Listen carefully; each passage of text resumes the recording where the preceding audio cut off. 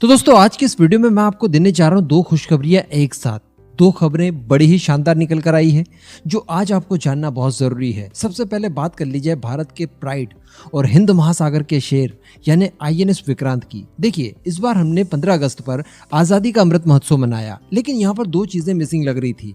एक तो था तेजस मार्क 2 का रोल आउट और दूसरा था भारतीय नेवी को सौंपा जाने वाला आईएनएस विक्रांत। हम सभी जानते हैं कि आईएनएस विक्रांत को जो पहले प्लानिंग की गई थी कि 15 अगस्त के दिन भारतीय नेवी को सौंप दिया जाएगा एक बहुत बड़ी ग्रैंड सेरेमनी के चलते, और साथ ही तेजस मार्क 2 को भी रोल आउट किया जाएगा एक ग्रैंड सेरेमनी के द्वारा, जिसमें राष्ट्रपति और प्रधानमंत्री तक पधारने वाले थे। लेकिन बीच में जो कोविड पेंडेमिक आया उसकी वजह से थोड़ा सा डिले हुआ और तेजस मार्क 2 तो हमें अभी तक रोल आउट होते हुए नहीं दिखाई दे रहा है। खैर उसमें ज़्यादा समय नहीं लगना है, आने वाले 1 से 1.5 महीने में वो रोल आउट कर दिया जाएगा। लेकिन अगर बात की जाए आईएनएस विक्रांत की तो मैं आपको बता दूं सबसे बड़ी खुशी की बात कि अभी जो संडे गया कल, उस दिन भारतीय नेवी के आईएनएस विक्रांत ने अपने चौथे स्टेज के सभी ट्रायल्स पूरे कर लिए हैं। जी हाँ, साल भर तक समुद्र के अंदर इसके कड़े परीक्षण लिए गए। इसमें जितनी भी टेक्नोलॉजीज, जितने भी सब सिस्टम्स, जितने भी इलेक्ट्रॉनिक वॉरफेयर सिस्टम लगे हुए हैं, जो मिसाइलें लगी हुई है, जो एयर डिफेंस सिस्टम लगे हुए हैं, इन सभी के टेस्ट किए गए पूरे साल भर तक। कुल 4 चरणों में इसकी टेस्टिंग की गई और ये सारे टेस्ट एंड ट्रायल में संपूर्ण रूप से अव्वल पाया गया और अब बस इसे नेवी को सौंपना है। तो बताया जा रहा है कि 1 सितंबर को प्रधानमंत्री मोदी द्वारा कोची में आयोजित एक कार्यक्रम के दौरान इसे भारतीय नेवी के सुपुर्द किया जा सकता है।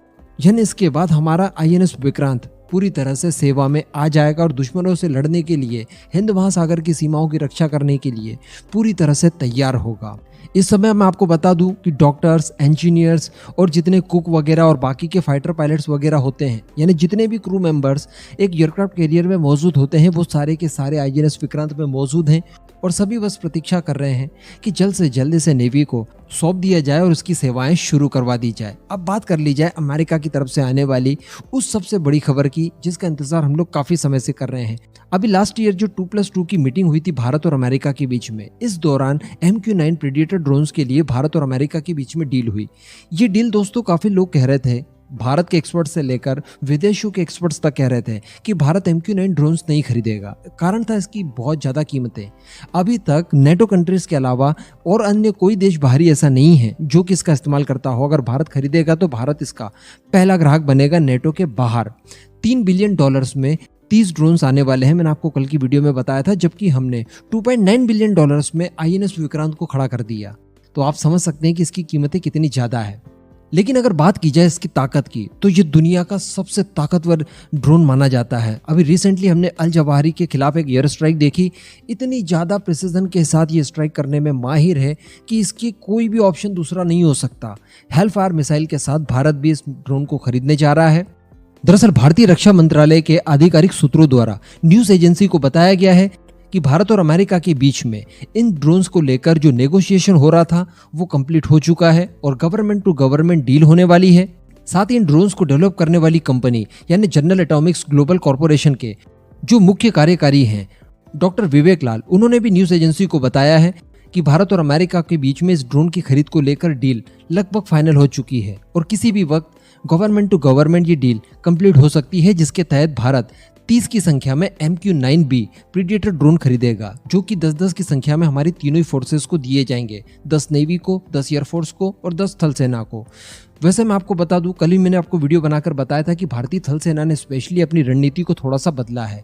इतने महंगे हेल और मेल क्लास के UAVs ज्यादा खरीदने के बजाय उन्होंने स्वार्म ड्रोन्स में ज्यादा रुचि दिखाई है, जो कि कम कीमतों में आपको ज्यादा फायर पावर देंगे। और 2 फ्रंट वॉर चूंकि हमें लड़ना है एक साथ, तो ऐसी परिस्थिति में हमारी बढ़ी हुई रिक्वायरमेंट को पूरा करने के लिए स्वार्म ड्रोन्स ज्यादा इफेक्टिव है।